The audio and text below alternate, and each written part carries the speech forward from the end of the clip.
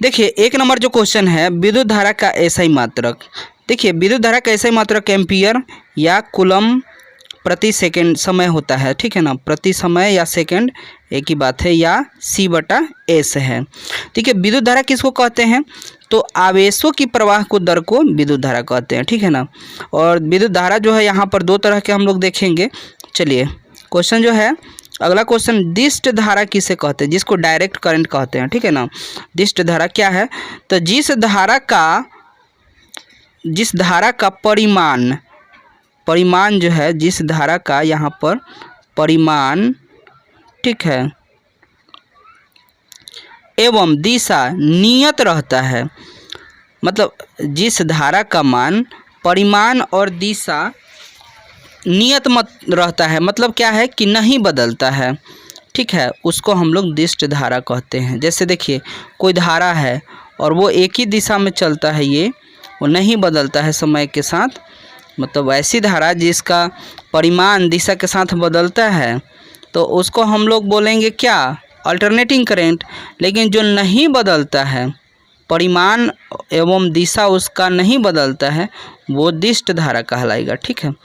चलिए अगला जो क्वेश्चन है, प्रत्यावर्ती धारा, जिसको AC या अल्टरनेटिंग करंट बोलते हैं। तो देखिए वह धारा जिसका परिमाण तथा दिशा समय के साथ परिवर्तनशील रहता है, मतलब वह धारा जिसका परिमाण तथा दिशा समय के साथ बदलते रहता है, तब हम उसको बोलते हैं प्रत्यावर्ती धारा, ठीक है।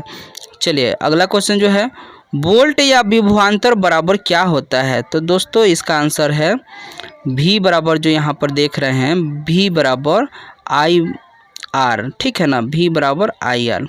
चलिए अगला क्वेश्चन जो है, ओम का नियम का खोज तो जॉर्ज साइमन ओम किए थे।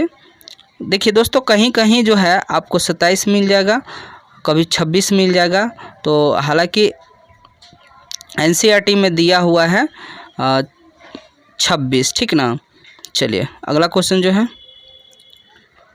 ओम के नियम का उपयोग। देखिए विद्युत सर्किट के वोल्टेज, प्रतिरोध या विद्युत धारा का निर्धारण करने के लिए ओम का नियम का उपयोग किया जाता है। और दोस्तों DC एमीटर और अन्य DC शंट में करंट को मोड़ने के लिए उपयोग किया जाता है, ठीक है। चलिए अगला क्वेश्चन जो है दोस्तों, किरचॉफ का प्रथम नियम। तो देखिए विद्युत परिपथ में किसी बिंदु पर आने वाले धाराओं का योग और वहाँ से जाने वाले धाराओं का योग बराबर होता है।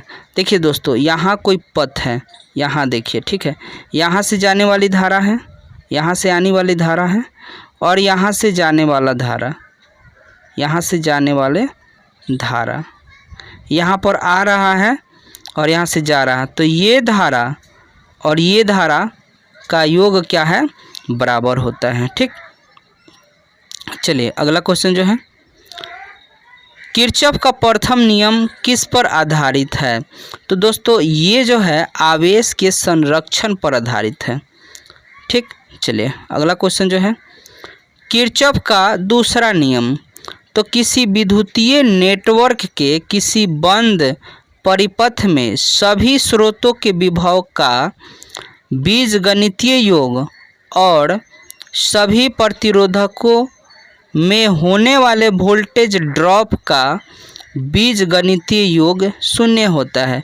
कहने का मतलब है दोस्तों कि जो है ना, कोई बंद परिपथ है, ठीक है, तो इसमें उपयोग किया गया धारा यानी प्रतिरोध और धारा दोनों का योग जो है 0 होता है, बीजगणितीय योग 0 होता है।